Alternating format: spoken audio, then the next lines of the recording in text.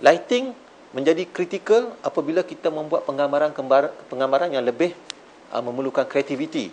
Contohnya dokumentari dan telemovie seperti drama. So, okey, kita secara asasnya lampu ni terdapat empat jenis posisi lah. Kita tengok ni ya, 4 jenis posisi. Ini katalah kamera. Ini orang yang duduk. Orang ni pun mungkin baca berita ke ataupun membuat drama ke. So, first kali key light. Key light ni perlulah satu cahaya yang agak terang sikit berbanding dengan fill light. Apa tujuannya key light? Key light ni kita mengambil unsur-unsur tabi'i, iaitu unsur-unsur alam, kejadian alam di mana terdapat satu matahari. Jadi dalam contoh macam ni, kalau ada satu key light, satu cahaya, satu bayang saja yang perlu terhasil. Fill light ni, dia cuma melembutkan cahaya yang gelap di bawah. Contohnya di dagu ni. Jadi kalau anda lihat, kalau orang yang baca berita terdapat 2 garisan cahaya macam ni, menunjukkan kaedah yang berbentuk macam ni belum terhasil lagi. Ini merupakan kaedah profesional lah, di mana bayang tu perlu ada satu. Cuma bayang tu perlulah soft, dia panggil soft. Jadi lampu yang fill ni akan melembutkan. Kita nampak lagi dagu dia, tetapi agak lembutlah cahaya dia. Lepas tu dia panggil kicker light. Kicker light ni, di atas kepala kita ni ada satu lampu yang betul-betul membuatkan ada satu cahaya putih di atas rambut ni. Jadi untuk mencantikkan lah, untuk mewujudkan 3D lah. Jadi ada satu setumpuk cahaya putih ni, dia panggil kicker light. Dan satu lagi dia panggil background light. Background ni adalah satu lampu yang kita letaklah di mana-mana supaya ianya menerangkan bahagian belakang tempat seseorang tu lah. Ini merupakan kaedah lighting lah. Dan juga lighting ni kadang-kadang oleh kerana teknologi sekarang ni, teknologi video yang canggih ni, kita memerlukan lighting yang tak perlu kuat. Kita akan softkan dia. Bila kita akan softkan dia, dia panggil diffuser lah. Macam kita taruh di depan lampu tu, supaya ianya akan lebih melembutkan lagi cahaya lah. Sebab dalam era sekarang ni, lampu tu orang kata tak perlu kuat lah kan. Jadi orang yang diinterview ke, orang yang berlakon ke, tak sakit mata contohnya lah. Jadi kita akan softkan dia dan kita akan spreadkan cahayanya menjadi lebih luas. Okey, tapi kalau dalam membuat liputan berita, biasanya kita letak lampu macam ni lah, satu saja biasanya lah. Okey, bila kita mengambil kira macam mana nak buat penggambaran drama atau dokumentari. Okey, pada saya, apabila kita di dalam keadaan di mana kita perlu menghasilkan liputan begitu yang profesional, kita perlu ingat lampu-lampu tadi ni kita perlu mengubah-ubahnya, dan kita seolah-olah macam menjadi seorang artis lukisan. Kita akan melukis frame tu, di mana cahaya yang kita nak lebih, di mana cahaya yang kita nak kurang. Kalau kita buat drama contohnya, kalau drama tu memaparkan satu suasana yang muram, yang sedih, menunjukkan satu rumah yang usang, jadi cahayanya mungkin cahaya sedikit saja yang nampak pudar. Okey, seterusnya kita pergi kepada lepas L tadi ni, ia merupakan W. Apakah itu W? W itu merupakan white balance. Okey, satu yang saya rasa ramai yang orang kata confuse lah ataupun salah sangka, di mana mereka ingat white balance dengan exposure ni mempunyai kaitan yang rapat. Sebenarnya tidak. White balance ni adalah untuk kamera tu menentukan sesuatu suhu, dipanggil suhu cahaya, di mana cahaya yang biasa kita tengok ni, dia di antara kekuningan hingga kebiruan.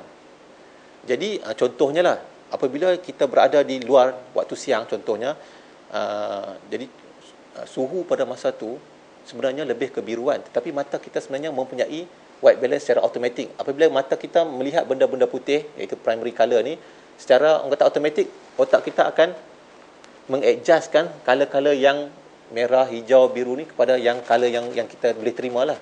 Jadi kamera secara asasnya tak boleh mengenal pasti cahaya tu.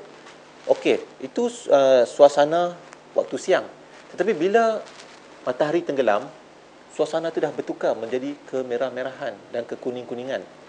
Jadi kalau ikut dari segi kiraan suhu, biasanya dia dipanggil Kelvin, degrees Kelvin. Jadi waktu kemerahan tu, dipanggil suasana pada masa tu ataupun suhu pada masa tu boleh mencapai hingga 2200 degrees Kelvin. Dan kalau kebiruan, dia boleh mencapai hingga 8000 Kelvin, iaitu lebih daripada kebiruan. Contohnya di lautan, contohnya. Amat kuat dia punya kebiruan tu. Tapi mata kita mungkin tak perasan. Tapi itu adalah hakikat yang terjadi, yang dicipta oleh Allah Ta'ala lah. Begitu juga dengan lilin. Kalau kita tengok lilin tu, bila kita pasang lilin, kan, yang bahagian dalam tu sebenarnya biru. Dan yang di luar tu kekuningan. Jadi dia dah jadi lemah, dia jadi kekuningan. Jadi kalau kita ambil exposure, kalau kita nak ambil exposure, di dalam kebiruan tu pun ada exposure 11, 8, 4, 28, f-stop lah. Dan di belah kuning, di belah kekuningan tu pula ada juga exposure 11, 8, 4 dan f 2.8. Jadi tak sama, exposure dengan white balance tak sama. Jadi bila kita white balance, macam kamera macam ni, kita kena ambil kertas putih macam ni, kita letak di depan macam tu, kita zoomkan dia dan kita tekan white balance. Nampak? Dipanggil. Bila kita tekan white balance dalam suasana macam ni, jadi kamera ni telah diberitahu kertas yang ni, objek yang di depan itu adalah color putih. Jadi kamera akan meregister di dalam sistemnya benda tu adalah color putih. Nampak tak color putih? Tapi sekarang ni lampu yang kita pakai sekarang ni adalah lampu yang kita panggil tungsten lah. Tungsten tu maksudnya di antara 3800 ke bawah, secara orang kata secara standardnya dipanggil tungsten. Dan di antara 3008 hingga 4008 dipanggil photo flood. Macam flash camera still tu dipanggil photo flood lah. Dia berada dalam keadaan 4800 degrees Kelvin. Tetapi setengah filem yang kita beli tu dia tulis situ daylight. So maksudnya bila kita pergi ambil gambar dekat luar, kita ambil gambar still yang filem lah, ni filem lah. Sebab kamera digital still yang sekarang ni pun dia ada white balance.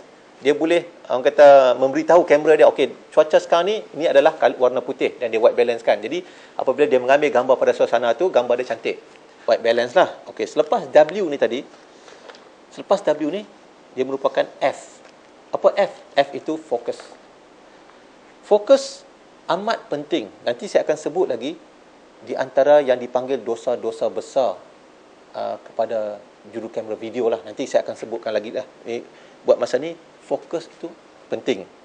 Sebab kita jangan lupa, di antara shot-shot yang kita akan ambil tu, jaraknya tidak akan sama. Contohnya kita nak ambil gambar kotak ni, dengan walaupun dekat topi ni, jarak fokusnya tak sama. Jadi tengok contohnya, okey macam ni ya. Bila kita ambil, okey kita zoom, setiap benda yang kita nak ambil, kita kena zoom dulu, kita fokus, kemudian baru kita keluar dan untuk mencari frame lah.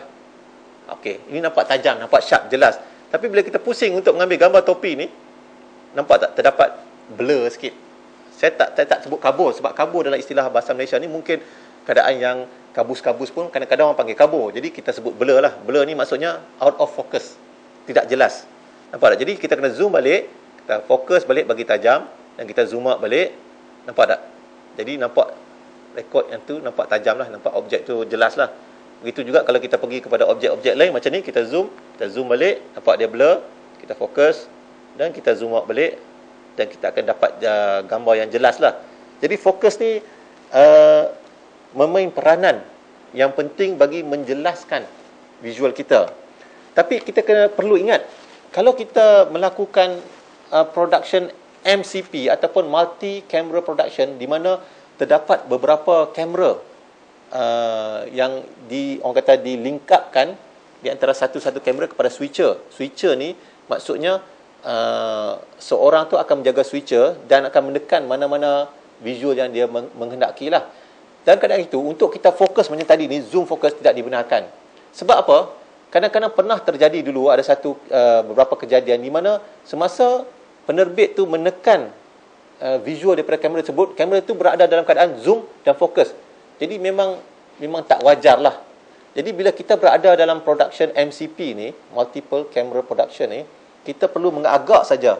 Kita perlu mengagak saja jarak di antara objek yang kita akan ambil itu, dan kita jangan zoomkan maksimum. Sebab kita zoomkan, kita punya jarak ketajaman tu, dia panggil apa ni, depth of field. Nanti kita akan sentuh lah kejap lagi tentang depth of field ni. Dia akan jadi kurang. Jadi bila kita selalu bermain antara wide shot macam ni sikit, macam ni pun okey.